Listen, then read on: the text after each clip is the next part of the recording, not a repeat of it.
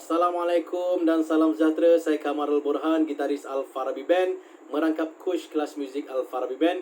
Okay, pada hari ini saya nak kongsikan tutorial ukulele lagu baru Alfarabiband yang dijangka keluar pada 2022 nanti. Okay, lagu ni berjudul Ayahku Penjual Tauhu. Cerita dia tentang ayah yang menjual satu makanan yang diminati, digemari oleh majoriti masyarakat Islam, tapi masyarakat Islam jarang buat ni, jarang mengusahakannya. So dia antara orang yang mengusahakannya. Okey, Ayahku Penjual Tauhu. Kod dia adalah A minor, G, D, F.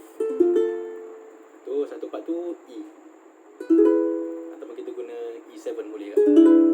Okay, part tu chorus kita ada A. Tadi A minor kan, ini A pula. A, satu A sustain 4. Tambah satu. Nanti lagu D balik lah. Sama kan, D ada F flat. Okey, cuba 1, 2, 3, 4. Aku melihat dan berfikir setiap hari sesudah subuh ayah tiada. Aku bertanya ibu, kemana ayah?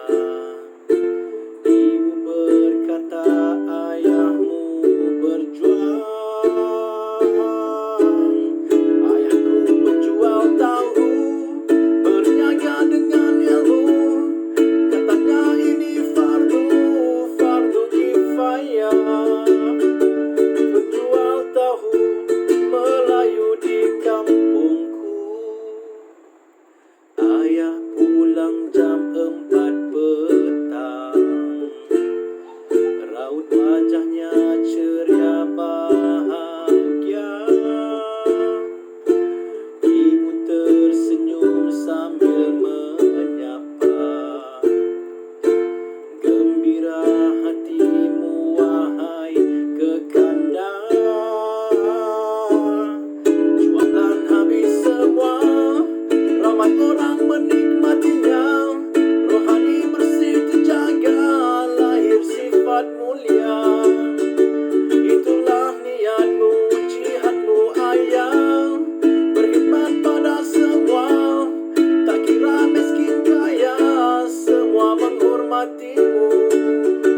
Penjual tahu, penyelamat masyarakat. Oh, oh,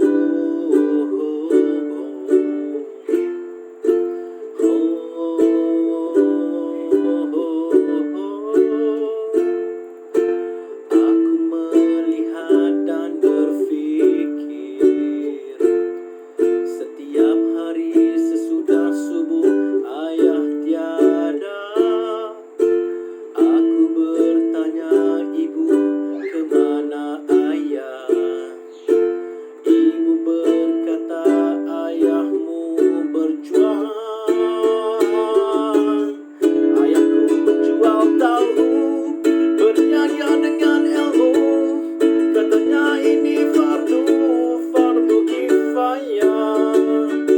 Penjual tahu Melayu di kampungku. Ramai orang menikmatinya. Rohani bersih terjaga, lahir sifat mulia.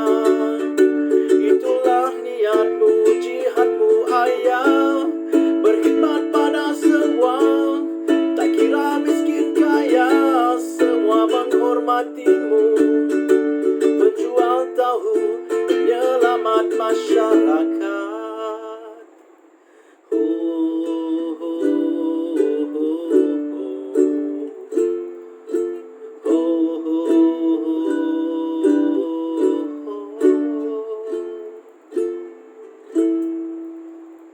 Okey, selamat mencuba.